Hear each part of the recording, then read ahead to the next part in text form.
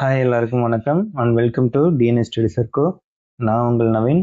இந்த வீடியோவில் குப்தாஸ் 6th-லேருந்து 12th வரைக்கும் இருக்க லெசன்ஸ் எல்லாமே கவர் பண்ணி ஒரே வீடியோவில் நம்ம ஃபுல் அண்ட் கண்டென்ட்டு பார்க்க போகிறோம். இந்த கண்டென்ட் மட்டுமே நம்ம எக்ஸாம்ஸ்க்கு தேவையான அளவு போதுமானதாக இருக்குது. வாங்க பார்க்கலாம். குப்தர்கள் எப்போனா இவர்களோட ஆட்சி காலம் வந்து பொது ஆண்டு 300 முதல் 700 வரை இந்தியாவின் பொற்காலம் அப்படின்னு சொல்றாங்க. குப்தர்கள் காலம் வந்து செவ்வியல் கலைகளின் காலம், பண்பாட்டு மலர்ச்சியின் காலம் அப்படின்னு சொல்றாங்க. இப்போ இதுல இலக்கிய சான்றுகள் என்னென்ன கிடைச்சிருக்கு அப்படின்னா, நூல்கள் என்ன எழுதியிருக்காங்க அப்படிங்கிறத பார்க்கலாம். நாரத ஸ்மிருதி, விஷ்ணு ஸ்மிருதி, பிரகஸ்பதி, காத்தியாயனர் இதெல்லாம் என்னது ஸ்மிருதிகள். அடுத்து அரசருக்கு கூறுவது போன்று எழுதப்பட்டுள்ள காமாந்தகரின் நீதிசாரம், அதை வந்து தர்மசாஸ்திரம் அப்படின்னு சொல்லுவாங்க. இது எப்போ எழுதப்பட்டுருச்சுன்னா பொது ஆண்டு 400 எழுதப்பட்டிருக்கு. அரசருக்கே இது வந்து என்னது அறிவுரை கூறுவது போல அமைஞ்சதான் என்னது காமாந்தகரோட நீதிசாரம். விசாகதத்தரன் தேவி சந்திரகுப்தம் முத்திர ராட்சசம். தேவி சந்திரகுப்தமும் முத்திர ராட்சசமும் யாரோடது? விசாகதத்தரோடது. அது எது குறிக்குதுன்னா குப்தர்களின் எழுச்சி குறித்த விவரங்களை வந்து அளிக்குது. அடுத்து வந்து காளிதாசரோட சாகுந்தலம், மேகதூதம், ரிதுசம்ஹாரம், ரகுவம்சம், குமார சம்பவம், விக்ரம் ஊர்வசியம், மாளவிகாக்னி மித்ரம் இதெல்லாம் காளிதாசரோட நூல்கள். இதை வந்து ஞாபகம் வச்சுக்க ஒரு ஷார்ட்கட் இருக்கு. சாகுந்தலம் அப்படிங்கிற வந்து தூது அனுப்புறாங்க. எதனாலயா மேகத்தை தூது அனுப்புறாங்க? எதுக்காகனா ரிதுவை வந்து சம்ஹாரம் பண்ண முடியுமா? முடியாது. ஏன்னா அவன் வந்து ரகுவம்சத்தை சேர்ந்தவன். அவன் என்னதான் ரகுவம்சத்தை சேர்ந்தவங்களும் இருந்தாலும் குமாரை கூட்டிட்டு வாங்க, அவன் நல்லா சம்பவம் பண்ணுவான் அப்படின்னு சொல்லி கூப்பிட்டு வராங்க. ஆனா இது வந்து சம்ஹாரம் பண்ண முடியல. ஏன்? அவன் அந்த இடத்துல இல்லை. எங்க போயிருக்கான்? விக்ரம், ஊர்வசி, மாளவிகா 3 பேரும் சேர்ந்து நடிச்ச மித்ரம் படத்துக்கு வந்து போயிருக்கான் அப்படின்னு ஒரு ஷார்ட்கட்டை வந்து ஞாபகம் வச்சுக்கோங்க. அடுத்து ஹர்ஷரின் ரத்னவாளி, நாகநந்தா, பிரியதர்ஷிகா. அடுத்து வந்து 2ஆம் சந்திரகுப்தர் காலத்தில் இந்தியாவிற்கு வருகை தந்த சீன பயணி பாஹ்யான் எப்போ வர்றாருன்னா 2ஆம் சந்திரகுப்தர் காலத்துல சீனாவில் வந்து இந்தியாவுக்கு வருவாரு. வந்து அவர் ஒரு பௌத்த துறவி. அவரோட குறிப்புகளை வந்து என்னன்னு சொல்லுவாங்கன்னா போகோகி அப்படின்னு சொல்லுவாங்க. இந்தியாவில் வந்து எவ்வளவு நாள்? 9 ஆண்டுகள் தங்கி இருக்கிறாரு.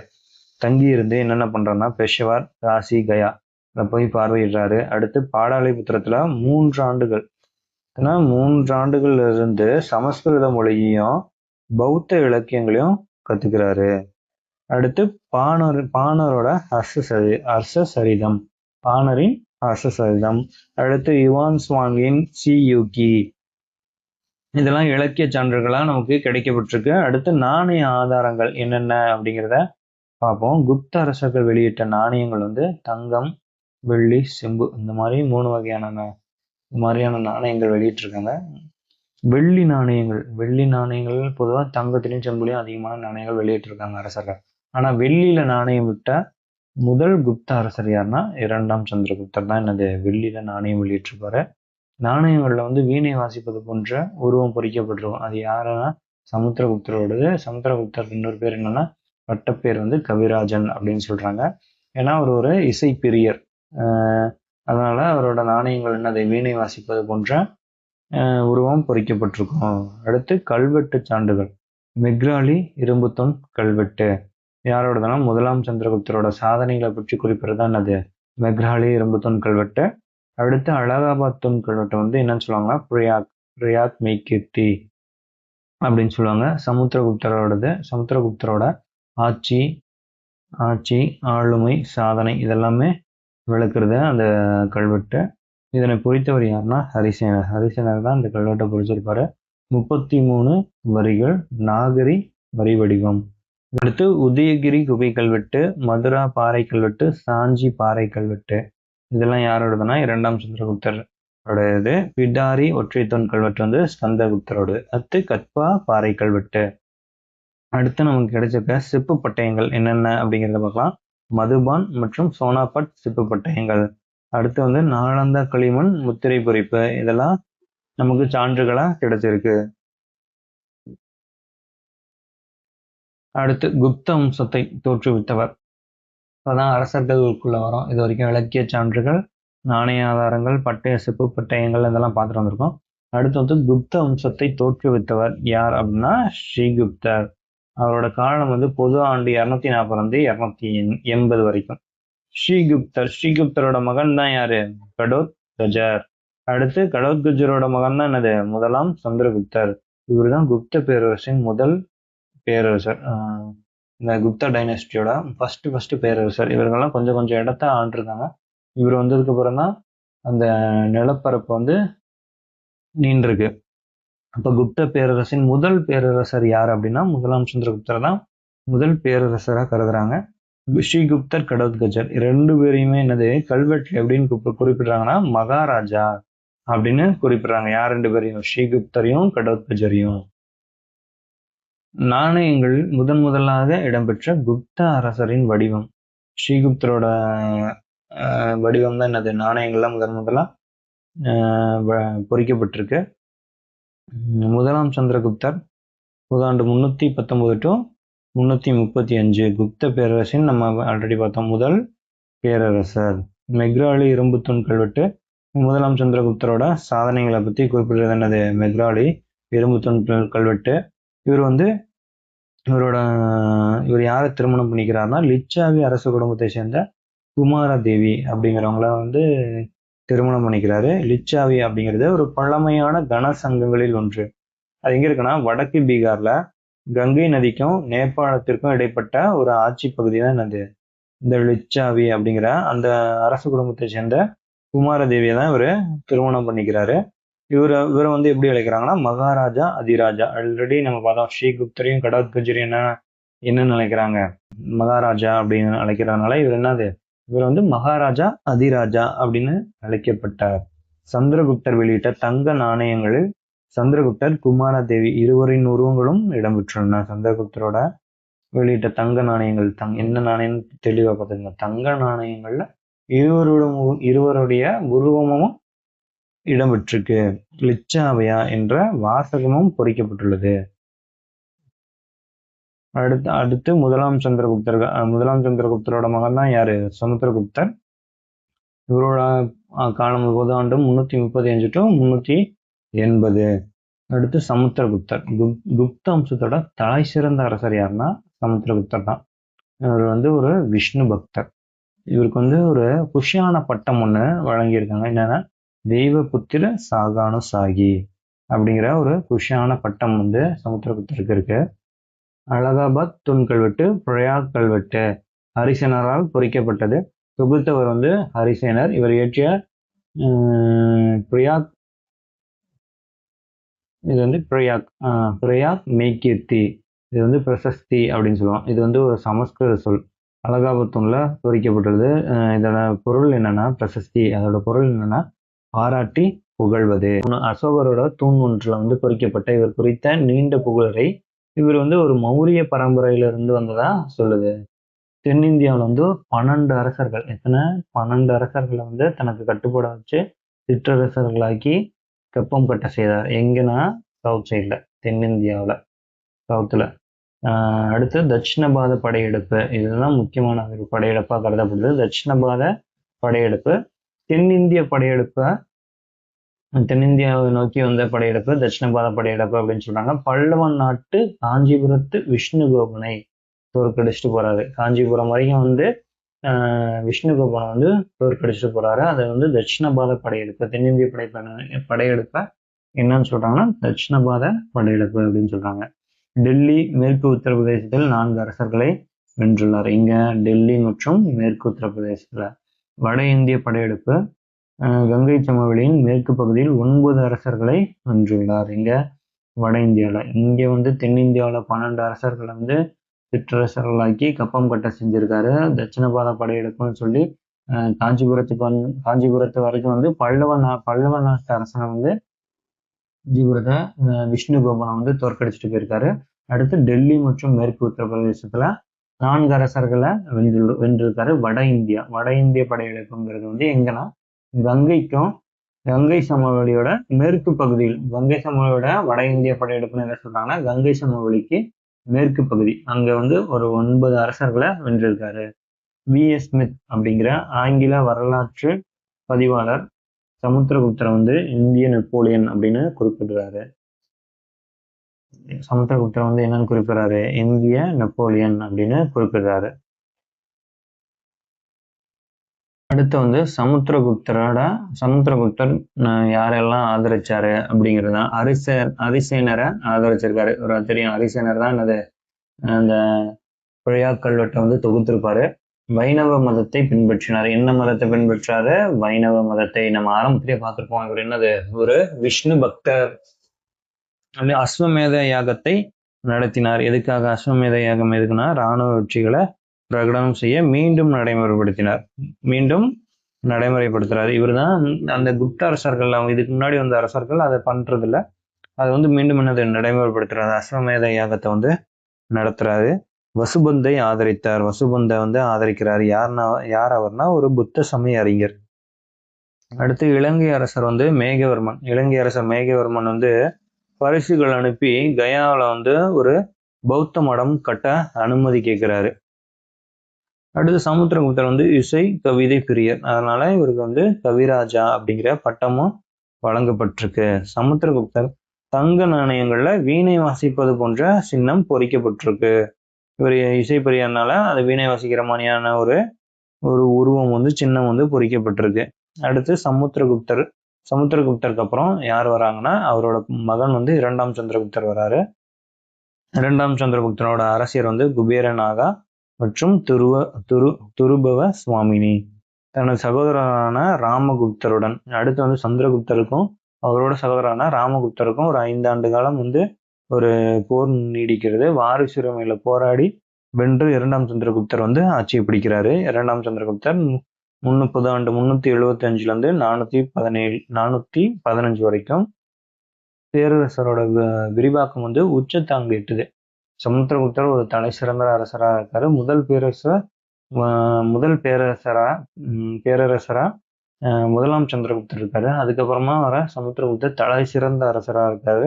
அதுக்கப்புறமா அவரோட மகன் 2ஆம் சந்திரகுப்தர் வந்து அப்பதான் என்னது பேரரசின் விரிவாக்கம் உச்சத்தை எட்டுது. இவரோட தலைநகரம் வந்து பாடாலிபுத்திரம். 2வது தலைநகரம் வந்து என்னது உஜ்ஜயினி. கிழக்கு மற்றும் மேற்கு இந்தியாவை வென்ற பின்னர் 2ஆம் சந்திரகுப்தர் ஹீனர், காம்போஜகர், கிராதர் போன்ற வடநாட்டு அரசர்களையும் வென்றார். அடுத்து இவருடைய பட்டங்கள் மற்றும் வேறு பெயர்கள். இவர் வந்து 2ஆம் சந்திரகுப்தனோட வேறு பெயர்கள் என்ன? விக்ரமன், விக்ரமாதித்யன், சிம்ம விக்ரமன், தேவகுப்தன், தேவராஜன். இந்த தேவகுப்தனும் தேவராஜனும் வந்து என்னது ஒரு தெய்வீக கோட்பாட்டின் காரணமாக தேவகுப்தன், தேவராஜன் அப்படின்னு அழைக்கப்படுறாரு. சாகரின்னு ஏன் அழைக்கப்படுறாருன்னா சாகர்கள் அரச குடும்பத்தை வந்து என்னது தோற்கடிச்சதுனால சாகரி அப்படின்னு அழைக்கப்படுகிறது. காளிதாசர் எழுதிய விக்ரம் ஊர்வசியம் இது வந்து யாரை பத்தினதுன்னா 2ஆம் சந்திரகுப்தரோட பற்றியதான். என்னது விக்ரம் ஊர்வசியம் வந்து 2ஆம் சந்திரகுப்தர் பற்றியது. யார் எழுதுனார்னா யாரு? காளிதாசர் எழுதியிருக்காரு. நாக இளவரசி குபேரநாகாவை திருமணம் செய்தார். நம்ம ஆல்ரெடி பார்த்தோம், இவர் 2 திருமணம் பண்ணியிருப்பாரு. திருமணத்தின் மூலம் என்னது நிலப்பரப்பெல்லாம் நீடிக்கிட்டே போறாரு. நாக இளவரசி குபேரநாகாவை திருமணம் செய்கிறாரு. வாகட இளவரசருக்கு தன் மகள் பிரபாவதியை வந்து திருமணம் செய்து கொடுக்கிறாரு. வாகடகம் வந்து அந்த பகுதி வந்து ஒரு இராணுவ முக்கியத்துவம் வாய்ந்த பகுதி. தக்கான பகுதியை ஆட்சி செய்தவர் தான் இந்த வாகட இளவரசர். அவருக்கு வந்து தன் மகள் பிரபாவதியை வந்து திருமணம் செய்து கொடுக்கிறாரு. 400 ஆண்டுகள் சாகரி அப்படிங்கிற பட்டம் நம்ம ஆல்ரெடி பார்த்தோம்ல. 400 ஆண்டுகளாக ஆட்சி செய்து வந்த சாக அரசர்களை 2ஆம் சந்திரகுப்தன் வென்றதுக்கு அப்புறம் தான் என்ன அவருக்கு ஒரு சாகரி அப்படின்னு ஒரு பட்டம் வருது. அது எங்கன்னா மேற்கு மாலவம் மற்றும் குஜராத். விக்ரமாதித்யர் அப்படின்னும் அழைக்கப்பட்டாரு. குதுப்பினார் அருகே உள்ள ஒரு இரும்பு தூண் விக்ரமாதித்யரால் உருவாக்கப்பட்டது. நம்ம ஆல்ரெடி பார்த்தோம் சந்திரகுப்தரின் சாதனைகள். 1ஆம் சந்திரகுப்தரின் சாதனைகளை பற்றி குறிக்கிறது வக்ராடி இரும்பு தூண் கல்வெட்டு. அந்த இரும்பு தூண் வந்து இவரால் தான் உருவாக்கப்பட்டது அப்படிங்கிற ஒரு கூற்றம் இருக்கு. 2ஆம் சந்திரகுப்தரோட அவையில வந்து 9 அறிஞர்கள் இருந்தாங்க. அந்த 9 அறிஞர்களையும் என்னன்னா நவரத்தினங்கள் அப்படின்னு அழைக்கிறாங்க. இந்த 9 அறிஞர்கள் யார் யாருன்னு இப்ப பார்க்கலாம். சமஸ்கிருத கவிஞர் யாருன்னா காளிதாசர். சமஸ்கிருத கவிஞர் காளிதாசர். சமஸ்கிருத புலவர் ஹரிசேனர். அகராதியை உருவாக்கிய அமரசிம்மர். அகராதியை யார் உருவாக்குறாரு? அமரசிம்மர். அமர கோஷத்தை எழுதியவர் யாருன்னா அமரசிம்மர். மருத்துவர் தன்வந்திரி. என்னன்னா ஆயுர்வேத மருத்துவ மேதை. அடுத்து ஜோதிடர் காக பன்னாகர். கட்டிடக்கலை நிபுணர் என்னன்னா யாருன்னா சங்கு. அடுத்து வானியல் அறிஞர் வராகி விகிரர். இலக்கண மேதை மற்றும் சமஸ்கிருத புலவர் வராச்சி. மாய வித்தைக்காரர் விட்டல் பட்டர். இவங்க 9 பேர் தான் நவரத்தினங்கள் அப்படின்னு அழைக்கப்பட்டாங்க. இவங்க யாரோட அவையில இருந்தாங்கன்னா 2ஆம் சந்திரகுப்தரோட அவையில இருந்தாங்க. ரோமானிய பேரரசுடன் வணிகம் பண்ணியிருந்தாங்க. யாராவது 2ஆம் சந்திரகுப்தர். அடுத்து பாஹ்யன் தெரியும். அடுத்து சீனாவில் வந்துருவாருன்னு நம்ம ஆல்ரெடி பார்த்தோம். பாஹ்யன் ஒரு பௌத்த அறிஞர். இது குப்த பேரரசோட வளம், சமூக, பொருளாதாரம், மத ஒழுக்க நிலை குறித்து பதிவு செஞ்சிருக்காரு. இவரோட குறிப்புகள்லாம் என்னது? போகோகி அப்படின்னு சொல்றாங்க. பாக்யானோட கூற்றுப்படி மகதத்து மக்கள் மகிழ்ச்சியோடும் செழிப்போடும் இருந்திருக்காங்க. கயா பாழடைஞ்சு இருந்திருக்கு. கபிலவஸ்து காடா இருந்திருக்கு. பாடாலிபுத்திரத்துல மக்கள் செல்வத்தோடும் செழிப்போடும் வாழ்ந்தனர் அப்படின்னு சொல்லியிருக்காரு. கடுமையான தண்டனையின்றி நீதி வழங்கப்பட்டது. மரண தண்டனை வழங்கப்படவில்லை. இதெல்லாம் என்னது? பாக்யானோட கூற்று. அவரோட குறிப்புகள்ல எழுதியிருக்காரு. அடுத்து நாணயங்கள். 2ஆம் சந்திரகுப்தர் ஆல்ரெடி பார்த்தோம். முதல்ல வெள்ளி நாணயங்கள் வெளியிட்ட அரசர் யாருன்னா முதல் அரசர் 2ஆம் சந்திரகுப்தர் தான். அடுத்து 2ஆம் சந்திரகுப்தரோட மகன் யாருன்னா குமாரகுப்தர். குமாரகுப்தர் 2ஆம் சந்திரகுப்தரோட மகன் தான் அது குமாரகுப்தர். அவர் குமரன் வழிபாடு அதை மேற்கொண்டிருக்காரு. நாளந்தா பல்கலைக்கழகம் அதை தோற்றுவித்தார் யாருன்னா குமாரகுப்தர். இவர் சக்ராதித்யர் அப்படின்னும் அழைக்கிறாங்க. அடுத்து குமாரகுப்தரோட மகன் ஸ்கந்தகுப்தர். ஸ்கந்தகுப்தர் தான் என்னது? கடைசி பேரரசர். ஸ்கந்தகுப்தர் என்னது? கடைசி பேரரசர் யாருன்னா குப்த வம்சத்துல ஸ்கந்தகுப்தர். இவரோட சாதனைகள் என்ன? பிடாரி ஒற்றைத்தம் கல்வெட்டு. அடுத்து ஹூணர்களை தோற்கடிச்சிருக்காரு. தோற்கடிச்சு விரட்டியிருக்காரு. அதுக்கப்புறம் 12 ஆண்டுகள் கழித்து ஹூணர்கள் திரும்பி படையெடுத்து குப்த பேரரசை தோற்கடிச்சிருக்காங்க. பாலாதித்யர் முதலாம் நரசிம்மகுப்தர் கடைசி முக்கிய அரசரா கருதப்படுறாரு. குப்த வம்சத்தின் கடைசி முக்கிய அரசர் யாருன்னா பாலாதித்யர். அவர் முதலாம் நரசிம்மகுப்தர் அப்படின்னு சொல்றாங்க. பௌத்த மதத்தால் ஈர்க்கப்பட்டவர். பாலாதித்யருக்கும் மிகிரகுலருக்கும் சண்டை நடக்குது. அதில் மிகிரகுலர் ஜெயிக்கிறாரு. இவ்வளோ ஜெயிச்சதுக்கு அப்புறம் பாலாதித்யர் மிகிரகுலருக்கு என்னது? கப்பம் கட்டிட்டு வந்திருக்காரு. அடுத்து விஷ்ணுகுப்தர். குப்த வம்சத்தோட அங்கீகரிக்கப்பட்ட கடைசி அரசர் தான் யாரு? விஷ்ணுகுப்தர். குப்தரின் நிர்வாக முறை. இது தேசம் அல்லது குப்தி அப்படின்னு பல பிராந்தியங்களாக மாநிலங்களாக இது பிரிக்கப்பட்டிருந்துச்சு. உபாரிக்கா அப்படிங்கிறது ஆளுநர்கள் இதை நிர்வகிக்கிறாங்க. அரசரால் நேரடியாக நியமிக்கப்பட்டிருக்காங்க. உபரிக்காக்கள் மாவட்ட தலைமை நிர்வாக அதிகாரிகளையும் வாரிய அதிகாரிகளையும் நியமிக்கிறாங்க. உபாரிக்காக்கள் நிர்வாக அதிகாரத்தோடு யானைகள், குதிரைகள், வீரர்கள், இராணுவ நிர்வாகத்தையும் கையில வச்சிருந்தாங்க. அடுத்து இது என்னது? தேசம் அல்லது புக்திங்கிறது என்னது? மாநிலங்கள். அதுக்கு கீழே விஷ்யா அப்படிங்கிறது மாவட்டங்கள்.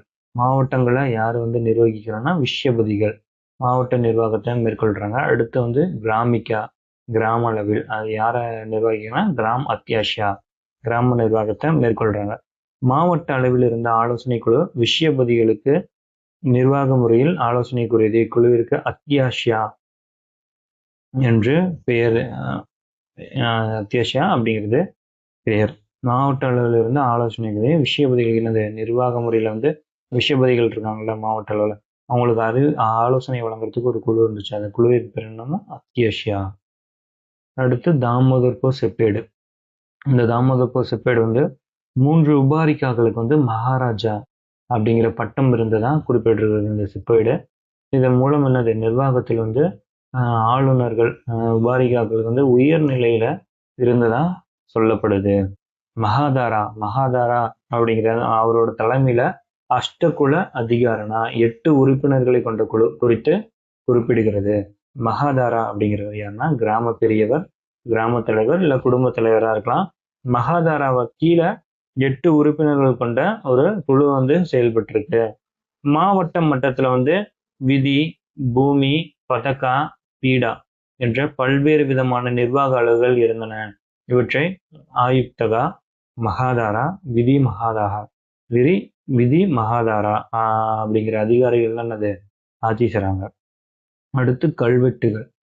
குப்த ஆண்டு 165 புத்தகுப்தரோட கிரான் தூண் கல்வெட்டு. காளிந்தி நர்மதை நதிகளுக்கு இடையே நிலங்களை ஆட்சி செய்த லோகபாலா மகாராஜா சுரேஷ்மி சந்திரா என்பவரை குறிப்பிடுகிறது. லோகபாலா அப்படிங்கிறது என்னன்னா மாநில ஆளுநர். லோகபாலான்னா என்னது? மாநில ஆளுநர் அர்த்தம்.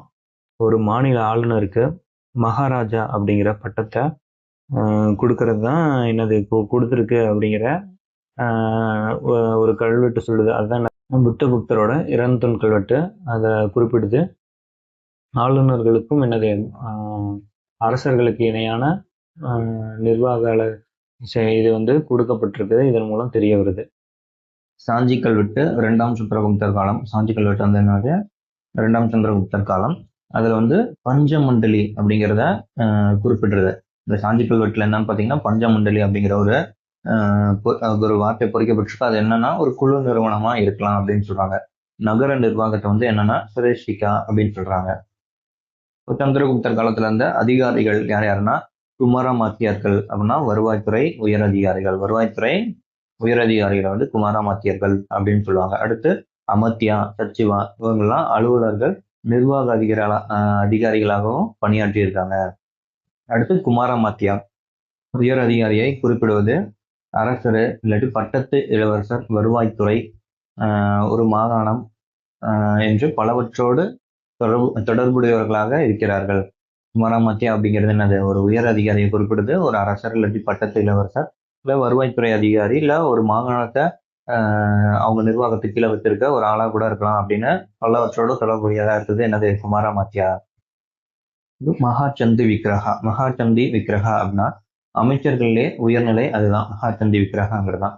இவர் தான் அமைதி மற்றும் போருக்கான அமைச்சர், வெளியுறவுத்துறை அமைச்சர். என்னன்னா ஒப்பந்தங்கள் மேற்கொள்வது, பிற நாடுகளோடு தொடர்புக்கு பொறுப்பானவர். இப்போ வந்து வார் வருதுன்னா அதை பற்றி பேசுறது, இல்லை சுமூக பேச்சுவார்த்தை, இந்த மாதிரி அமைதி மற்றும் போருக்கான அமைச்சராக இருக்க மகாச்சந்தி விக்கிரகா. அடுத்து மகா தண்டநாயகா அல்லது தண்டநாயகா. மகா தண்டநாயக்கான இராணுவம். மகா தண்டநாயக்கான என்னது? இராணுவம். தண்டநாயக்கான நீதித்துறை.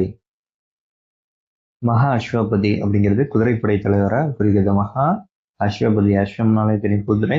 மகா அஸ்வபதினா குதிரைப்படை தலைவர். மகா பாலாதிகிருதா அப்படின்னா குதிரைப்படை தளபதி. மகா பாலாதிகிருதானா குதிரைப்படை தளபதி. குதிரைப்படை தலைவரை வந்து என்னது? சேனாதிபதி அப்படின்னு சொல்றாங்க. இராணுவ கிடங்குகளின் தலைமை அலுவலகம். இராணுவ கிடங்கு இருக்குல்ல, அதோட தலைமை அலுவலகம் எங்க இருந்துச்சுன்னா ரணபந்தகா அப்படின்னு சொல்றாங்க. இராணுவ கிடங்கோட தலைமை இடத்தை வந்து ரணபந்தகா அப்படின்னு சொல்றாங்க. அடுத்து அக்னிகுப்தர். அக்னிகுப்தர் வந்து மகா தண்டநாயகா அப்படிங்கிற ஒரு முத்திரை குறிக்கிறது. அவர் வந்து என்னது? மகாதண்டனா இராணுவத்துல இருந்தார் அப்படிங்கிறத அக்னிகுப்தர் மகாதண்டநாயக்கா அப்படிங்கிற ஒரு முத்திரை குறிக்கிறது. அடுத்து பாலாதி கிருத்தியா அப்படின்னா காலாட்படை தளபதி இல்லாட்டி தலைவர் அப்படின்னு சொல்றாங்க. மகா பிரதிகாரா அப்படின்னா அரண்மனை காவலர் தலைவர். அரண்மனை காவலர் இருக்காங்களா, அவங்களுக்குலாம் ஒரு தலைவர் இருக்கும்ல, அதுதான் மகா பிரதிகாரா. அடுத்து கத்திய பகிதா. கத்தியதா பகிதா அப்படின்னா சமையலறை கண்காணிப்பாளர். கத்தியதா பகிதா அப்படின்னா சமையலறை கண்காணிப்பாளர். துடகான ஒற்றர்கள், உளவு அமைப்பு. துடகான ஒற்றர்கள், அது ஒரு உளவு அமைப்பு இருந்துச்சு. அடுத்து நீதித்துறை அமைச்சர்கள். தண்டநாயக்கர். நீதித்துறை நம்ம ஆல்ரெடி பார்த்தோம்ல, தண்டநாயக்கா மகா தண்டநாயக்கானா. தண்டநாயக்கான நீதித்துறை, தண்டநாயகர் அப்படின்னா அமைச்சர்கள், மகா தண்டநாயகர்னா அப்ப இராணுவ அமைச்சர்கள் குறிக்கிறது. ஆயுக்தக்கா அப்படின்னா உயர்மட்ட பதவி. அடுத்து குமாரமாத்தியா. குமாரமாத்தியா வந்து 6 வைசாலி முத்திரைகளில் இடம்பெற்றுள்ளது. 6 வைசாலி முத்திரையில இந்த குமாரமாத்தியா அப்படிங்கிற அந்த இது சொல்ல இடம்பெற்றிருக்கு. என்னன்னா தனி அலுவலகம், அதிகரணா. இவங்களுக்கு குமாரமாத்தியாவுக்கு ஒரு தனி அலுவலகம் இருந்ததா கூறப்படுது. அடுத்து தண்டபாஷிகா.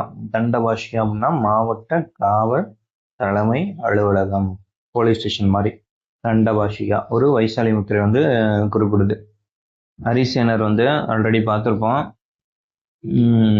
அலகாபாத் தொன்கல்வெட்டு வந்து தொகுத்துருப்பாரு. அவர் வந்து யாருன்னா மகா தண்டநாயகாவா இதுக்கு முன்னாடி பணியாற்றிய துருவபுதி. அவரோட புதல்வர் தான் யாரு, அவரோட மகன் தான் ஹரிசேனர். இவர் வந்து 3 விதமான ஹரிசேனர் வந்து 3 விதமான பதவிகளில் இருந்திருக்காரு. குமாரமத்யா, சம்தி விக்ரஹா, மகாதண்டநாயக்யா ஆகிய பட்டங்களை கொண்டவராக இருந்துள்ளார். நீதித்துறை மற்றும் இராணுவத்துறையில் பொறுப்பு வகித்த அமைச்சர்கள் முறையே தண்டநாயக்கர், மகாதண்டநாயக்கர் என்ற பெயர்களால் குறிப்பிட்டதை அலகாபாத் தூண் கல்வெட்டு மூலம் அறிய முடிகிறது. நம்ம அலகாபாத் தூண் கல்வெட்டு மூலம் நம்ம பார்த்தோம்ல, நீதித்துறை, இராணுவத்துறை நீதித்துறைனா தண்டநாயகர், இராணுவத்துறைனா மகாதண்டநாயகர். இதை வந்து எப்படி அறிய முடியாது, அலகாபாத் தூண் கல்வெட்டு மூலமா நம்ம அறிய முடிகிறது. பொருளாதார நிலைகள் எப்படி இருந்துச்சுன்னா, வேளாண்மை வந்து முக்கிய தொழிலா இருந்துச்சு. இப்போ இங்க வந்து என்னது, வேளாண்மை முக்கிய தொழிலா இருந்துச்சு. காமாந்தகர் எழுதிய நீதிசாரம், நம்ம ஆல்ரெடி பார்த்தோம், நீதிசாரம் அரசு கருவூலத்தின் முக்கிய வருவாய் குறித்து கூறுகிறது. அரசருக்கே கூறுவது போல் அமைந்ததுதான் என்னது, காமாந்தகரோட நீதிசாரா. இங்க வந்து என்னது, அரசு கருவூலத்தோட முக்கிய வருவாய் குறித்து அதிலெல்லாம் எழுதியிருக்காங்க. அரசு ஆவணங்களை அஷுபதலதி கிருதா என்ற அதிகாரி பராமரித்தார். அரசு டாக்குமெண்ட்ஸ்லாம் இருக்குல்ல, அதை பாதுகாக்கிறவரோட பேர் என்னன்னா, பராமரிக்கிறவரோட பேரு அஷுபதலதி கிருதா அப்படிங்கிறது தான் அரசு ஆவணங்களை பராமரிக்கிறாரு. அப்புறம் குப்தர் கல்வெட்டுகள் கிளிப்தா, பளி, உத்தரங்கா, உபரிகரா, இரண்யவஸ்தி போன்ற சொற்களை குறிப்பிடுகின்றன. குப்தர் கல்வெட்டுகள் என்னது, கிளிப்தி, பளி, உத்தரங்கா, உபரிகரா, இரண்யவஸ்தி அப்படிங்கிறது என்னன்னா கட்டாய உழைப்பு. இதெல்லாம் குப்தர்களோட கல்வெட்டு வந்து இந்த மாதிரியான சொற்கள்லாம் குறிப்பிட்டிருக்காங்க. அடுத்து பாகர்பூர் செப்பேடு. பாகர்பூர் செப்பேடு என்னன்னா என்ன கூறுதுன்னா, அரசர் தான் நிலத்தின் ஒரே உரிமையாளர் அப்படின்னு சொல்லுது. அரசர் தான் நிலத்தோட ஒரே உரிமையாளர் அப்படின்னு சொல்ற செப்பேடு என்னது, பாகர்பூர் செப்பேடு. அடுத்து பாகர்பூர் செப்பேடுகளின் படி உஸ்தபாலா அப்படிங்கிற அதிகாரி மாவட்டத்தின் நில பரிமாற்றம், இந்த நில சம்பந்தமா யார் வந்தாலும் அது இதுல மென்ஷன் ஆயிருக்குன்னா பாகர்பூர் செப்பேட்ல தான் மென்ஷன் ஆயிருக்கும். உஸ்தபாலா அப்படிங்கிற அதிகாரி மாவட்டத்துல நில பரிமாற்றம் தொடர்பான ஆவணங்களை பாதுகாத்தார். எங்கன்னா மாவட்ட லெவல்ல. உஸ்தபாலாங்கிறவர் எங்க வருவாரு, மாவட்ட லெவல்ல நிலப்பரிமாற்றம் தொடர்பான ஆவணங்களை வந்து பாதுகாக்கிறாரு. கிராமத்தில் நிலங்கள் தொடர்பான ஆவணங்களை கிராம கணக்கர் பராமரிக்கிறார். கிராமத்துல யார் பராமரிக்கிறா, கிராம கணக்கர். அடுத்து குப்தர் காலத்தில் நில வகைப்பாடு எப்படி இருந்துச்சுன்னா, இத்தனை வகையை பிரிச்சிருக்காங்க. ஷேத்ரா அப்படின்னா பயிரிடக்கூடிய நிலம். ஷேத்ரா இது வந்து சேரு அப்படின்னு, ஷேத்ரானா சேத்துல என்ன பண்ணுவாங்க, பயிரிடக்கூடிய நிலம், அதுல தானே பயிரிடுவாங்க. அது வேளாண்மைக்கு உகந்த நிலமா இருக்கு. கிளானா தரிசு நிலம், அப்ரஹதா காடு அல்லது தரிசு நிலம், வனம் அப்படின்னு சொல்றாங்க. அப்ரஹதானா என்ன, காடு அல்லது தரிசு நிலம். வஸ்தினா குடியிருக்க தகுந்த நிலம், வசதியா இருக்கு, குடியிருக்க தகுந்த நிலம் வசதியா இருக்கணும். கவட சஹாரா அப்படின்னா மேய்ச்சல் நிலம். கவட சஹாரானா என்னது, மேய்ச்சல் நிலம். அடுத்து இலக்கியம். அஸ்வசாஸ்திரம், ஆயுர்வேதா, இதெல்லாம் என்னது, யார் எழுதினார்னா பாலகாப்பியம் அப்படிங்கிறவர் எழுதியிருக்காரு. இது என்னன்னா விலங்குகளுக்கான ஒரு மருத்துவ நூல். அஸ்வசாஸ்திரம் அல்லது ஆயுர்வேதா அப்படிங்கிறது பாலகாப்பியம் எழுதுனது. அது விலங்குகளுக்கான ஒரு மருத்துவ நூலா இருக்கு. சமண ராமாயணம் யாருன்னா விமலா. அடுத்து அஷ்டதாயி பாணினி. மகாபாஷ்யம் பதஞ்சலியா எழுதப்பட்ட மகாபாஷ்யம். அமரகோசம்ங்கிறது வந்து ஒரு சொற்களஞ்சியம். அது எழுதினவர் யாருன்னா அமரசிம்மன். இவர் தான் அகராதியும் தொகுத்திருப்பாரு. அடுத்து சித்தசேன திவாகரா. சமணர்களிடையே தர்க்க சாஸ்திரத்திற்கு அடித்தளமிட்டவர் தான் யாரு, சித்தசேன திவாகரா. என்னது, சித்தசேன திவாகரம் ஒரு யாரு, சமணர்களிடையே தர்க்க சாஸ்திரத்துக்கு அடித்தளமிட்டவர் தான் யாரு, சித்தசேன திவாகரா. அடுத்து சந்திர வியாகரணம். யாருன்னா சந்திரகோமியர் எழுதினது. வங்கத்தை சேர்ந்த ஒரு பௌத்த அறிஞர் தான் இவர் எழுதினதுதான் சந்திர வியாகரணம். விருச்சிக கடிகம் யாருன்னா சூத்திரகர். வாசவதத்தை அப்படிங்கிற நூல் யாருன்னா சுபந்து. கிருதார்ஜுனியம் பாரவி. கிருதார்ஜுனியம் யார் எழுதுனது, பாரவி. வாட்சியாயனார் காமசூத்திரம். வாட்சியாயனார் எழுதினது என்னன்னா காமசூத்திரம். வாட்சியாயனார் எழுதினது என்னது, காமசூத்திரம். அடுத்து வராகி மீரர் எழுதுவது பிரகத் சம்ஹிதை. வராகி மீரர் எழுதின நூல் தான் அது பிரகத் சம்ஹிதை. அடுத்து தாண்டினோட தசகுமார சரிதம், காவிய தர்ஷன். தாண்டினோட தசகுமார சரிதம் மற்றும் காவிய தர்ஷன். விஷ்ணு சர்மா எழுதின பஞ்சதந்திரிகா. குப்தர் காலத்துல தான் 18 முக்கிய புராணங்கள் வந்து இங்கே பட்டியலிட்டிருக்காங்க. இதிகாசங்களான ராமாயணம், மகாபாரதம் இங்கே தொகுக்கப்பட்டிருக்கு. ஆரியபட்டரோட கணித நூல் வானவியல். ஆரியபட்டரோட என்னென்ன நூல்? கணித நூலும் வானவியல். அடுத்து ஆரியபாட்டியம். ஆரியபாட்டியம்னா கணிதம், கோணவியல், இயற்கணிதம் இதெல்லாம் அடங்கியதுதான். இது எழுதினவர் யாருன்னா ஆரியபட்டர். இவர் ஒரு வானியல் அறிஞர். சூரிய சித்தாந்த நூலை எழுதினவரும் ஆரியபட்டர் தான். வீரசேனரோட வியாகரணம். அடுத்து வராகி மிகிரரோட நூல்கள் பார்த்தோம். பஞ்ச சித்தாந்தியா, பிரகத் சம்ஹிதா, பிரகத் ஜாலகா. இது மூணுமே யாரு? வராகி மிகிர் எழுதிய நூல்கள். அஷ்டாங்க சம்பிரதம் அப்படிங்கிற மருத்துவ நூல் எழுதினவர் வாக்பதர். வாக்பதரோட நூல் இருக்காங்க. அஷ்டாங்க கிருதியா, அஷ்டாங்க சம்ஹிதை, இதுதான் மருத்துவம். அஷ்டாங்க சங்கிரகா. மருத்துவ மும்மணிகளாக அழைக்கப்படுறவர் யாருன்னா சரகர், சுஸ்ருகர், வாக்பதர். இவங்க 3 பேரும் தான் என்னது? மருத்துவ மும்மணிகள். சரகர்னா சரக சம்ஹிதா அப்படிங்கிற மருத்துவ நூல் எழுதியிருக்காரு. சுஸ்ருகர் தான் என்னது? முதல் அறுவை சிகிச்சை செய்தவர் தான் இது சுஸ்ருகர். அடுத்து வாக்பதர். இவங்க 3 பேருமே என்னது? மருத்துவ மும்மணிகள். நவநீதகம் அப்படிங்கிறத ஒரு நூல் வந்து எதுக்குன்னா நோய்களுக்கான மருந்துகள் தயாரிக்கும் முறை ஆகியவற்றை பற்றி கூறுதான் என்னது? நவநீதகம் அப்படிங்கிற நூல். நோய்களுக்கான மருந்து, அந்த மருந்துகள் தயாரிக்கும் முறை பற்றி குறிப்பிடுவது தான் நவநீதகம். அடுத்து கலைகள் வந்து தியோகத் கோயில் எங்க இருக்குன்னா ஜான்சில இருக்கு. தியோகத் கோயில் எங்க இருக்கு? ஜான்சி. அலகாபாத்ல கார்வா சிற்பங்கள் எங்க இருக்குன்னா அலகாபாத். கார்வா சிற்பங்கள் எங்க? அலகாபாத். சுல்தான் கஞ்ச்ல இருக்க 7 அடி புத்த சிலை இப்ப எங்கே வச்சிருக்காங்கன்னா பெர்மிங்ஹாம் மியூசியம் லண்டன்ல இருக்கு. அந்த புத்த சிலை சுல்தான் கஞ்ச்ல இருக்க 7 அடி புத்த சிலை இப்ப எங்க இருக்குன்னா லண்டன்ல வச்சிருக்காங்க.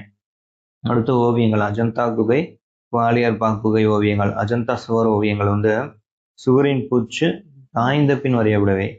ஃப்ரெஸ்கோ ஓவியங்கள் வந்து சுவரின் பூச்சு ஈரம். ஃப்ரெஸ்கோனா ஃப்ரெஷ்ஷா அந்த பூச்சி ஈரமா இருக்கிறதே என்னது வரைஞ்சிருவாங்க. அதுதான் ஃப்ரெஸ்கோ. அஜந்தா சுவர் ஓவியங்கள் வந்து சுவரின் அந்த பூச்சி வந்து காய்ந்த பின் வரையப்படவே அஜந்தா. குப்தரின் சுவர் ஓவியங்கள் எங்க பார்க்கலாம்னா அஜந்தா, பாக், பதாமி ஆகிய இடங்கள்ல காணப்படுகிறது. அங்கெல்லாம் பார்க்கலாம். அடுத்து குடைவரை கோயில்கள் வந்து அஜந்தா, எல்லோரால குடைவரை கோயில் இருக்கு. எங்கன்னா மகாராஷ்டிரம். பாக் வந்தீங்கன்னா மத்திய பிரதேசம், உதயகிரி, ஒடிசா இந்த இடத்துலலாம் குடைவரை கோயில்கள்ல பார்க்கலாம். புத்தர்கள் காலத்து. அஜந்தா, எல்லோரா எங்கன்னா மகாராஷ்டிரா, பாக் வந்து மத்திய பிரதேசம், உதயகிரி, ஒடிசால.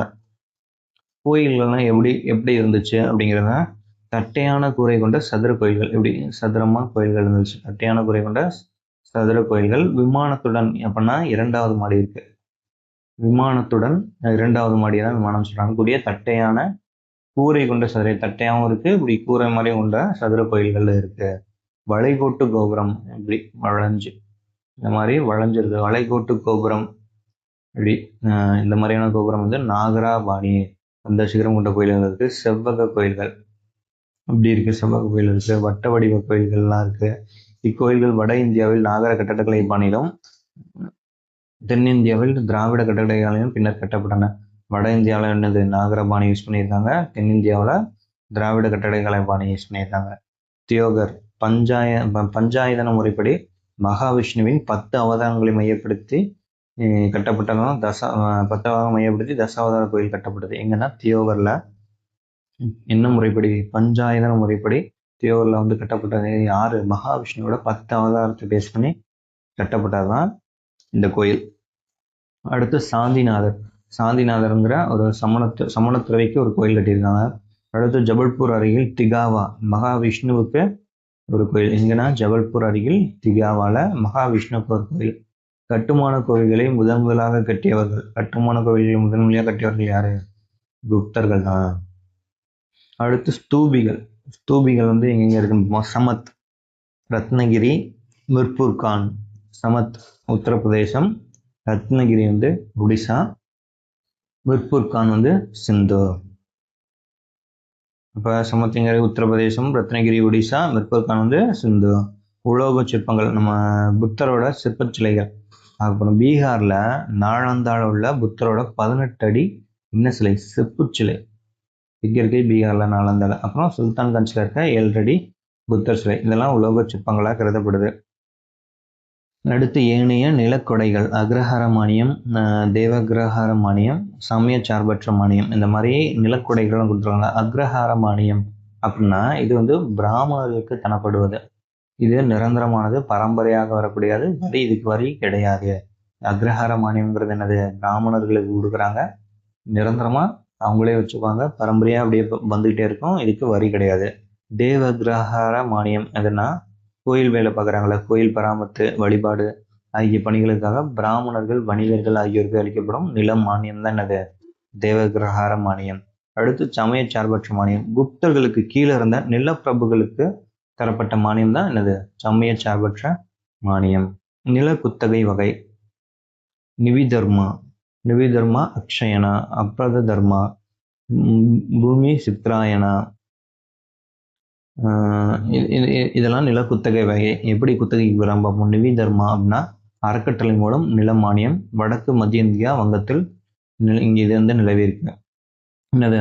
ஒரு ட்ரஸ்ட் மாதிரி வச்சா அது மூலமா என்னது? நில மானியம் கொடுக்குறாங்க.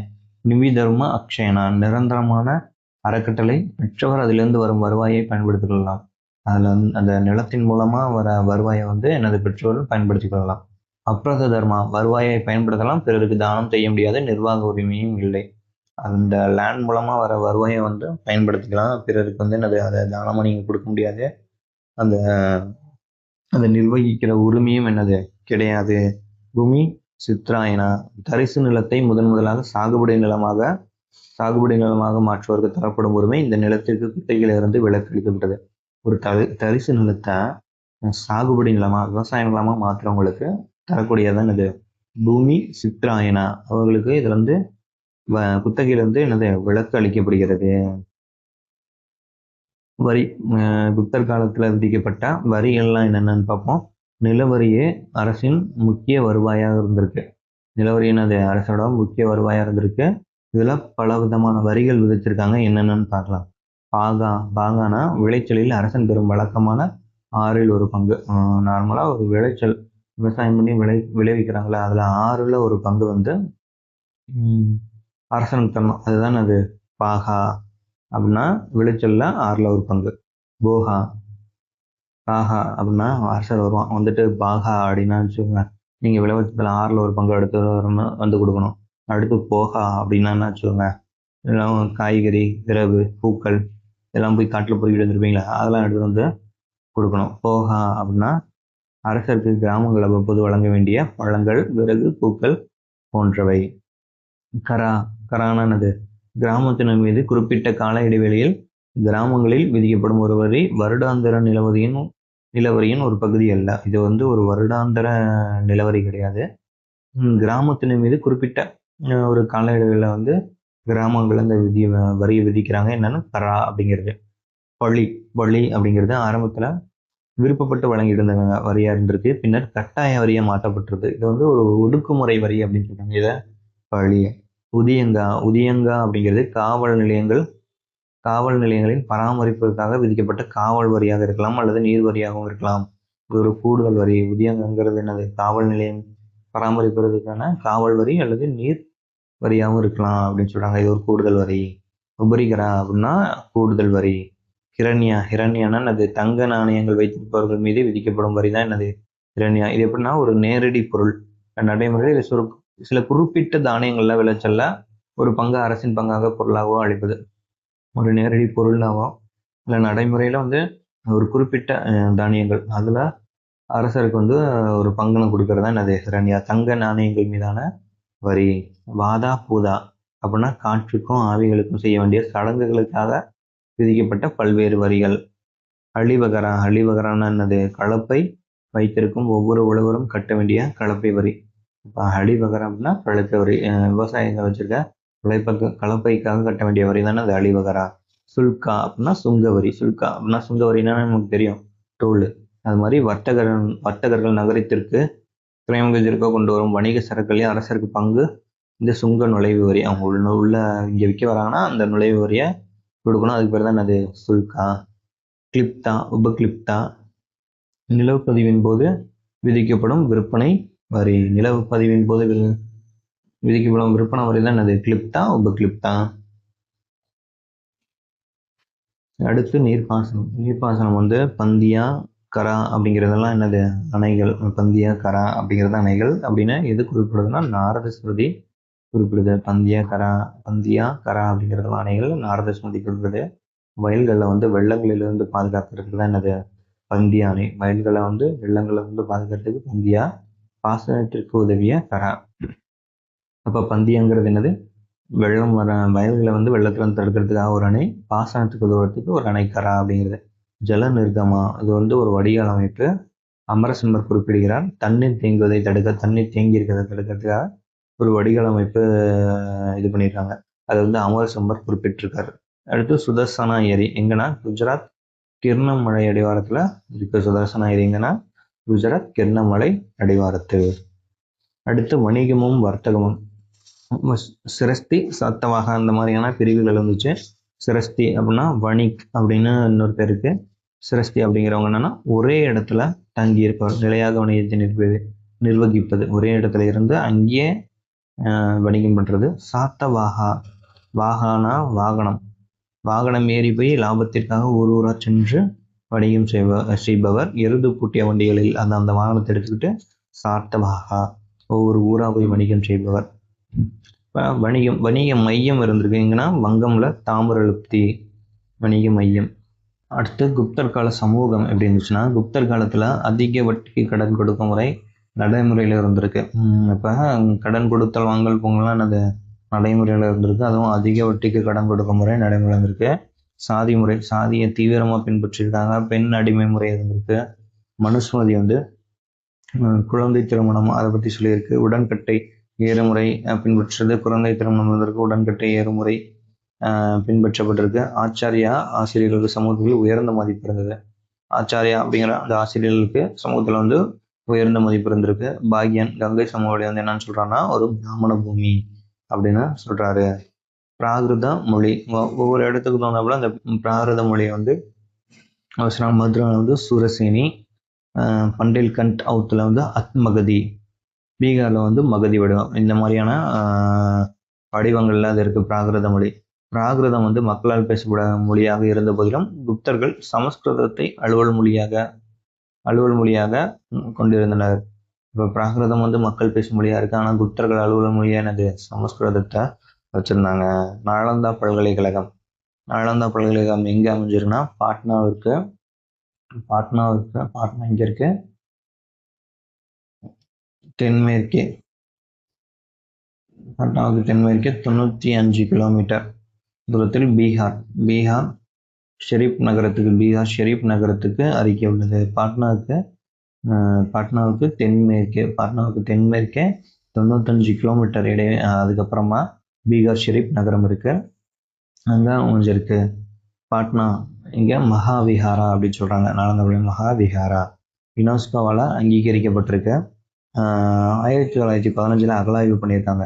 அதில் என்ன கண்டுபிடிச்சோம், 12 மொத்தம் எவ்வளோன்னா 12 ஹெக்டர் 30 ஏக்கர் நிலம், 11 மடம், 6 செங்கல் கோவில்கள் அங்கே இருந்ததாக கண்டுபிடிச்சிருக்காங்க. கிபி 1200 பக்தியார் கில்ஜி தான் இடிச்சிருப்பாரு. மம்லுக் வம்சத்தை சேர்ந்தவர், அடிமை வம்சத்தை சேர்ந்தவர் பக்தியார் கில்ஜி. அவர் தான் வந்து என்னது 1200 இடிச்சிருப்பாரு. இந்தோனேஷியா சைலேந்திர வம்சம் வந்து இதுக்கு ஃபண்ட்ஸ் கொடுத்துருக்காங்க.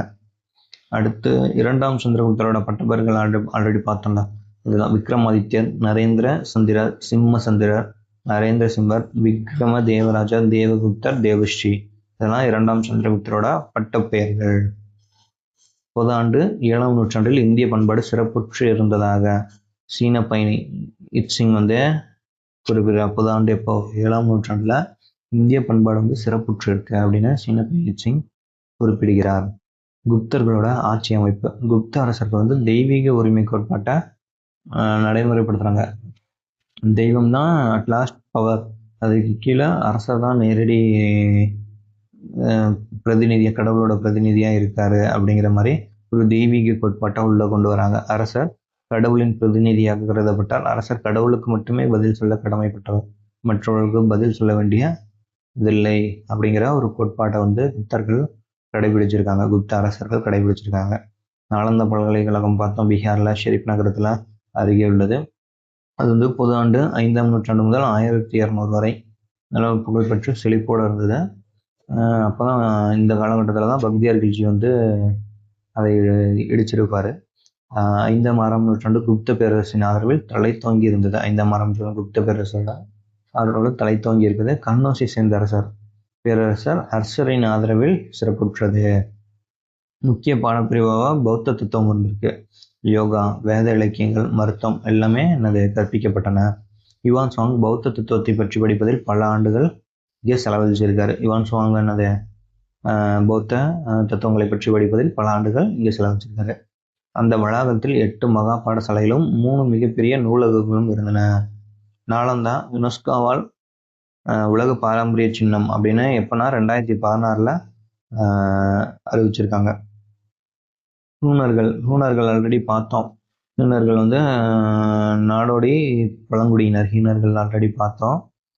இவங்க யாருன்னா, ஹீனர்கள் வந்து தான் யாரு பாலாதித்யரை தோற்கடிச்சு அதுக்கப்புறம் அவரை கப்பம் கட்ட வச்சு இருந்திருப்பாங்க. ஃபர்ஸ்ட் வந்து 12 அடிச்சு விரட்டி இருப்பாரு. அதுக்கப்புறம் 12 ஆண்டுகள் மீண்டும் போர் தொடுத்து வந்து கப்பம் கட்ட வச்சிருப்பாங்க. இவங்க யாரு எங்கிருந்து வந்தாங்க அப்படிங்கிற ஒரு சின்ன கதை தான். அட்டில்லாவின் தலைமையில் இவர்கள் ரோமாபுரியையும் கான்ஸ்டான்டினோப்பிளையும் பேரரசத்திற்கு உள்ளாக்குறாங்க. அட்டில்லாவோட தலைமையில இவர்கள் வந்து ரோமாபுரியையும் கான்ஸ்டான்டினோப்பிளையும் பேரரசத்திற்கு உள்ளாக்குறாங்க. வெள்ளை ஹீனர்கள் மத்திய ஆசியா வழியா இந்தியாவுக்குள்ள வராங்க. ஹீனர்களின் தலைவர் தான் யாரு? தோரமனார். அவரோட மகன் தான் மிகிரபுலர் பாலாதித்யர் ஆல்ரெடி பார்த்தோம். பாலாதித்யர் தோற்றுருவாரு. அதுக்கப்புறமா கப்பம் கட்டிட்டு பாலாதித்யர் இருந்திருப்பாரு. மத்திய இந்தியாவில் மாலவத்தை ஆட்சி செய்து வந்த யசோதர்மன் அவர்களை தோற்கடித்தார். மாலவத்தை ஆட்சி செய்த மத்திய மாலவத்துல ஆட்சி செய்த யசோதர்மன் ஹீனர்களை தோற்கடிச்சிருக்காரு. அடுத்து வணிக நகரங்கள். பாடாலிபுத்திரம், உஜ்ஜயினி, வாரணாசி, மதுரா, காசி, பிரயாகை, அலகாபாத் இதெல்லாம் என்னது? பிரயாகை இதெல்லாம் என்னது? வணிக நகரங்களாக கருதப்பட்டிருக்கு. இந்தியாவில் உள்ள மேலை கடற்கரை துறைமுகங்களில் கல்யாண், மங்களூர், மலபார். கல்யாண்லேருந்து ரோமோடையும் சைனாவோடையும் நம்ம என்னது வணிகம் பண்ணிட்டு இருந்திருக்கோம். மேலை கடற்கரை துறைமுகங்கள் என்னன்னா கல்யாண், மங்களூர், மலபார். கீழே கடற்கரை துறைமுகங்கள் வங்காளத்தில் இருக்க தாமிரலிப்தி. ஃபாகியான் வந்து அவரோட நோட்ஸ்ல குறிப்பிட்டிருக்காரு. மேற்கு கடற்கரை துறைமுகங்கள், கிழக்கு கடற்கரை துறைமுகங்கள். நாணயங்கள். குப்தர்களின் நாணய அமைப்பு முறை அறிமுகப்படுத்தியவர் யாருன்னா சமுத்திரகுப்தர். இவருக்கு இந்த நாணய அமைப்பு முறை உந்துதல் தந்தது யாருன்னா குஷானர்களோட நாணயங்கள். சமுத்திரகுப்தருக்கு ஒரு உந்துதலை வழங்கின. அது மூலம் நாணய அமைப்பு முறை வெளியிட்டிருப்பாரு. சமுத்திரகுப்தருக்கு ஒரு குஷான பட்டம், தெய்வபுத்திர சாகன சாகிய அப்படிங்கிற ஒரு குஷான பட்டம் கூட இருக்கு. குப்தர்களின் பொற்காசுகள் தினாரா அப்படின்னு அழைக்கப்படுது. குப்தர்களின் பொற்காசுகள் என்னன்னு அழைக்கப்படுகிறது? தினாரா அப்படின்னு அழைக்கப்படுகிறது. குப்தர்கள் பயன்படுத்திய உலோகங்கள் இரும்பு, தங்கம், தாமிரம், தகரம், ஈயம், பித்தளை, செம்பு, மணி, வெண்கலம், மைக்கா, மாங்கனீசு, சிவப்பு சுண்ணம், அது வந்து ஆர்சனிக் அப்படின்னு சொல்லுவாங்க. இதெல்லாம் என்னது? குப்தர்கள் பயன்படுத்திய உலோகங்கள். குப்த அரசர்கள் வெளியிட்ட நாணயங்களில் உருவங்கள் பொறிக்கப்பட்டுள்ளன. இந்த தங்க நாணயங்கள் குப்த அரசர்களின் பட்டங்கள் குறித்தும் அவர்கள் நடத்திய சடங்குகள் குறித்தும் தெரிவிக்கின்றன. பட்டங்கள் பற்றியும் அந்த நாணயங்கள் தெரிவிக்கிறது, சடங்குகள் பற்றியும் என்னது அந்த நாணயங்கள் தெரிவிக்கிறது. அஸ்வமேத யாகம் சமுத்திரகுப்தர் மீண்டும் நடைமுறைப்படுத்தினார் அப்படின்னு நம்ம பார்த்திருப்போம். அதுக்கப்புறம் சமுத்திரகுப்தரும் 1ஆம் குமாரகுப்தரும் அஸ்வமேத யாகம் நடத்தியிருக்காங்க. அடுத்து பௌத்தம் வந்து 2 பிரிவுகளா பிரியுது. ஹீனயானம், மகாயானம் அப்படின்னு 2 பிரிவா பிரியுது. ஹீனயானம், மகாயானம் அப்படின்னு. பௌத்தம் தர்க்க அறிவியல் சார்ந்த நூல் வசுபந்துவால் எழுதப்பட்டது. தர்க்கம் குறித்து முழுமையான பௌத்த நூல் தான் என்னது? வசுபந்துவால் எழுதப்பட்டது. இவர் வசுபந்து யாருன்னா தீக்நாதரோட சீடர் தான் யாரு? வசுபந்து. தொடக்க கால பௌத்த இலக்கியங்கள் மக்கள் மொழியான பாலி மொழியிலே இருந்தன. பின் சமஸ்கிருத கலவையோட கவிதையும் வசனமாக மீண்டும் எழுதப்பட்டது. தொடக்க மக்கள் மொழியான பாலி மொழியிலே இருக்கும். அதுக்கப்புறமா சமஸ்கிருத கலப்புடன் வசனமும் கவிதையுமா எழுதப்பட்டிருக்கு. பட்டங்கள். குப்த அரசர்கள் வந்து மகாராஜாதிராஜா, பரமா பட்டாரகா, பரமேஸ்வரா அப்படிங்கிற பட்டங்கள்லாம் குப்த அரசர்கள் ஏற்றிருந்தாங்க. சாம்ராட் போன்ற பட்டங்களையும் ஏற்றார்கள். பரம தெய்வதா அப்படின்னா கடவுளின் பரம பக்தன். பரம பாகவதா அப்படின்னா வாசுதேவ கிருஷ்ணனின் பரம பக்தன். பரம தைவதான கடவுளின் பரமபக்தன், பரம பாகவதா அப்படின்னா வாசுதேவ கிருஷ்ணனின் பரமபக்தன் போன்ற அடைமொழிகள் தம்மை கடவுளோடு இணைத்திருக்காங்க. அலகாபாத் கல்வெட்டுகளில் சமுத்திரகுப்தர் புருஷா, அலகாபாத் கல்வெட்டுகளில் சமுத்திரகுப்தர் புருஷா அப்படின்னு ஒரு குறிப்பு இருக்கு. அது என்னன்னா, அனைவருக்கும் மேலானவர் என்று கடவுளோடு ஒப்பிடுகிறார். சமுத்திரகுப்தர் தன்னை கடவுளுடைய ஒப்பிட்டிருக்கிறார். அடுத்து கல்வெட்டுகள், அலகாபாத் கல்வெட்டுகளில் சபா அப்படிங்கிற ஒரு குழு குறித்து கூறுகிறது. அலகாபாத் கல்வெட்டுல 3 மகா தண்டநாயகர்களை குறித்து கூறுகிறது. 3 மகா தண்டநாயகர்களை பற்றி குறிப்பிடுகிறது. அலகாபாத் கல்வெட்டுல சபா அப்படிங்கிற ஒரு குழு குறித்து சொல்லியிருக்காங்க. சபா குறித்து எந்த கல்வெட்டு சொல்லுதுன்னா அலகாபாத் கல்வெட்டு. வழக்கமாக பயன்படுத்தப்படும் சேனாதிபதி அப்படிங்கிற சொல் குப்தர் கல்வெட்டுகள்ல காணப்படல. ஆனா வாகடக கல்வெட்டு இருக்குல்ல, அதுல காணப்படுகிறது. என்னது? சேனாதிபதி அப்படிங்கிற சொல். அடுத்த நிலப்பரப்பு. சமுத்திரகுப்தரின் பிரயாகை, இன்றைய அலகாபாத் தோன் கல்வெட்டின்படி அவர் பிரயாகைக்கு மேற்கே மதுரா வரையுள்ள செழிப்பான நிலங்கள் முழுவதும் கைப்பற்றினார் அப்படின்னா அந்த கல்வெட்டுல குறிப்பிட்டிருக்கு. மகதம், அலகாபாத், அவுத் ஆகியவற்றை குப்தர்களின் பகுதிகளாக புராணங்கள் குறிப்பிடுது. அடுத்து கடவுள் வழிபாடு எப்படி இருந்துச்சுன்னா, மகாவிஷ்ணுவின் வாகனமான கருடனை வணங்கியிருக்காங்க. பாகவதம் அப்படிங்கிற பெயர்ல மகாவிஷ்ணு வழிபாடும் லட்சுமி வழிபாடும் நடைபெற்றது. புதிய சமய சடங்குகளுடன் வட இந்தியா முழுவதும் பரவின. சிவ வழிபாடு மக்களால் பின்பற்றப்பட்டது. பாகவதம் அப்படிங்கிற பேர்ல மகாவிஷ்ணு வழிபாடும் லட்சுமி வழிபாடும் நடந்திருக்கு. அடுத்து வாகடக கடம்பு வம்ச மன்னர்கள் சிவ வழிபாட்டை பெரிதும் பின்பற்றியிருக்காங்க. பாசுபதம் என்ற சிவ வழிபாட்டு பிரிவு வட இந்தியாவில் பெரியது. பாகவதம் அப்படின்னா மகாவிஷ்ணு, பாசுபதம் அப்படின்னா சிவ வழிபாடு. கட்டடக்கலை. குமாரா மற்றும் நச்சுனக்குதாரோ நாகரபாணியில் கோயில்கள் கட்டப்பட்டன. என்னது? குமாரா மற்றும் நச்சுனக்குதாரோ என்ன பாணின்னா நாகரபாணியில் கோயில்கள் கட்டியிருக்காங்க. கான்பூர் அருகில் விதார்கன் செங்கற்களால் கட்டப்பட்ட கோயில் குப்தர்களின் கட்டடக்கலைக்கு சான்றாக திகழ்ந்தது. செங்கற்களால் கட்டப்பட்ட கோயில் குப்தர்களின் கட்டடக்கலைக்கு என்னது? சான்றாக இருக்கிறது. செங்கற்களால் கட்டப்பட்ட கோயில் குப்தர்களின் கட்டடக்கலை சான்றாக. எங்கன்னா கான்பூர் அருகில் உள்ள விதார்கன்ல. அடுத்து ஓவியக்கலை. அஜந்தாவில் உள்ள 16, 17வது குகை ஓவியங்கள் புத்தரின் வாழ்க்கை வரலாற்றை கூறுகின்றன. என்னது? புத்தரோட வாழ்க்கை வரலாற்று கூறுகிறது. என்னது? அஜந்தால இருக்கு 16, 17வது குகை ஓவியங்கள். யுனெஸ்கோ ஐக்கிய நாடுகளின் கல்வி, அறிவியல் மற்றும் கலாச்சார நிறுவனம் யுனெஸ்கோ 1983ஆம் ஆண்டு அஜந்தா குகையை உலக பாரம்பரிய சின்னமா அறிவிச்சிருக்காங்க. தேவி சந்திரகுப்தம், கௌமுகி கோத்சவம் அதெல்லாம் என்னது? நாடகங்கள். தேவி சந்திரகுப்தமும் கௌமுகி கோத்சவமும் என்னது? நாடகங்கள். முத்திரைகள் ஆல்ரெடி பார்த்தோம். இந்த முத்திரைகள் இந்த தண்டநாயகர்களை குறிப்பிடுது, மகா தண்டநாயகர் குறிப்பிடுது, அந்த மாதிரி பார்த்தோம். ஒரு லிச்சாவி முத்திரை லிச்சாவியர்களின் பட்டமேற்பு விழாவிற்கான புனித குலத்திற்கான பொறுப்பான ஒரு குமாரமாத்தியா பற்றி குறிப்பிடுகிறது. என்னன்னா பட்டமேற்பு விழாவுக்கு ஒரு அதிகாரி நியமிச்சிருப்பாங்கல்ல, அந்த ஃபங்க்ஷனை மேனேஜ்மெண்ட். அது யாருன்னா பட்டமேற்பு விழாவிற்கான புனித குலத்திற்கான பொறுப்பான ஒரு குமாரமாத்தியா பற்றி குறிப்பிடுகிறது. ஒரு வைசாலி முத்திரை இராணுவ கிடங்கின் அலுவலகமான ரணபந்தகர். இராணுவ கிடங்கு பார்த்தோம். இராணுவ கிடங்கு ரணபந்தகர் அப்படின்னு பார்த்தோம். அது ஒரு வைசாலி முத்திரை ரணபந்தகர் அதிகாரனவை குறிக்கிறது. அடுத்து காளிதாசர் மூலம் தென்பகுதியானது தென்பகுதி சவுத் சைடு மிளகு, ஏலம் ஆகியவற்றுக்கு புகழ் பெற்றிருந்தது தெரிய வைக்கிறது. யார? காளிதாசர் எழுதியிருக்க தென்பகுதியில மிளகும் ஏலமும் புகழ் பெற்றிருக்கு அப்படின்னு. பல மரங்கள் வளர்ப்பது குறித்து வராகி மிகிரர் ஒரு விரிவான தந்துள்ளார். ஒரு விரிவான அறிவுரைகளை தந்துள்ளார். பல மரங்கள் எப்படி வளர்க்கலாம் அப்படின்னு அறிவுரை தந்தவர் யாருன்னா வராகி மிகிரர். குப்தர் காலத்தில் மிகவும் செழித்த தொழில் என்னன்னா சுரங்க தொழில், உலோகவியல். சுரங்க தொழிலும் உலோகவியலும் சிறந்த தொழிலா இந்த குப்தர் காலத்துல செழித்த தொழிலா இருந்திருக்கு. சுரங்கங்கள் இருந்தது குறித்து அமரசிம்மர், வராகி மிகிரர், காளிதாசர் ஆகியோர் அடிக்கடி குறிப்பிடுகிறார்கள். சுரங்கங்கள் பற்றி யாருன்னா அமரசிம்மர், வராகி மிகிரர், காளிதாசர் 3 பேரும் அடிக்கடி குறிப்பிடுறாங்க. காலகட்டத்தில் இந்த படிவுகள்லாம் எடுத்திருப்பாங்கல்ல, சுரங்க தொழில்னா இப்போ ஏதாவது எடுத்திருப்பாங்கல்ல. இப்போ இரும்பு படிவுகள் எங்கே அதிகமாக இருக்குன்னா பீகார்ல இரும்பு படிவுகள் அதிகமாக எடுத்திருக்காங்க. ராஜஸ்தானில் செம்பு படிவுகள் பெருமளவில் தோண்டி எடுக்கப்பட்டன. பீகார்ல இரும்பு படிவுகள், ராஜஸ்தான்ல செம்பு படிவுகள் பெருமளவு தோன்றி எடுக்கப்பட்டன. தில்லி குதுப்பினார் வளாகத்தில் காணப்படும் மெக்ராலி இரும்புத்தூண் சான்றாக காட்டப்படுகிறது. இரண்டாம் சந்திரகுப்தருடன் அடையாளம் காணப்படுகிறது.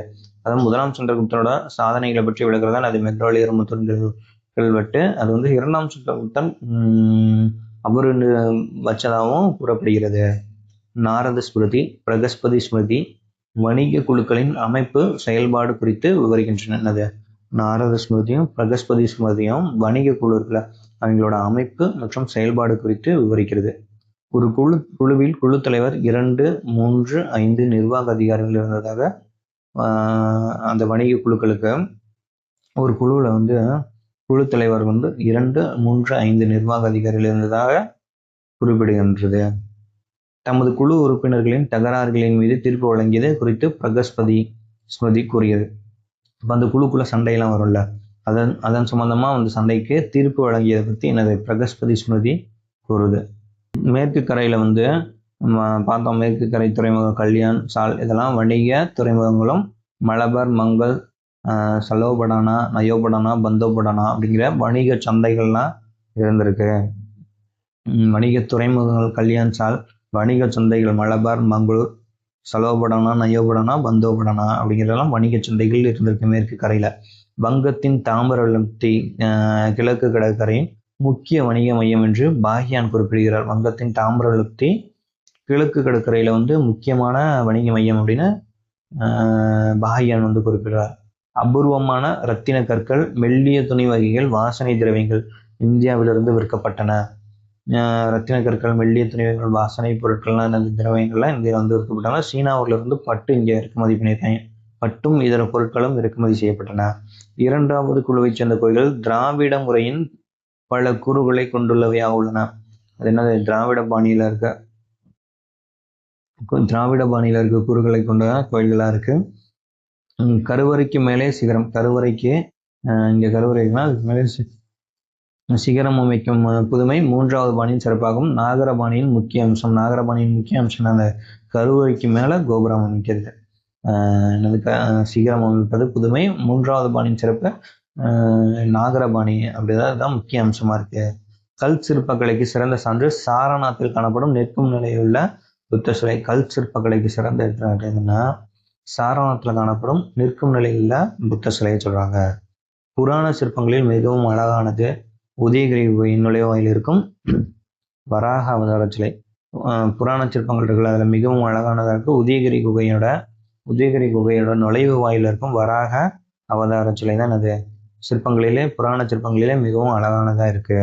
ஆரிய தேவர், ஆர்யா சங்கர் குப்தர் காலத்தில் குறிப்பிடத்தகுந்த எழுத்தாளர்களாக இருந்திருக்காங்க. ஆரிய தேவர், ஆர்யா சங்கர் அவங்களாம் அது குப்தர் காலத்துல குறிப்பிடத்தகுந்த எழுத்தாளர்களாக இருந்திருக்காங்க. சூரிய சித்தாந்தா அதுதான் ஆரியபட்டர் எழுதுனதை பார்த்திருப்போம். அது வந்து சூரிய கிரகணங்களின் உண்மையான காரணங்களை ஆராய்ந்தார். அந்த கிரகங்களோட உண்மை நிலையை ஆராய்ந்து எழுதுனதான் அந்த சூரிய சித்தாந்தா. வராகமிகிரோட பிரகத் சம்ஹிதா வானியல், புவியியல், தாவரவியல், இயற்கை வரலாறு ஆகியவற்றின் கலைக்களஞ்சியம் தான் எனது பிரகத் சம்ஹிதா.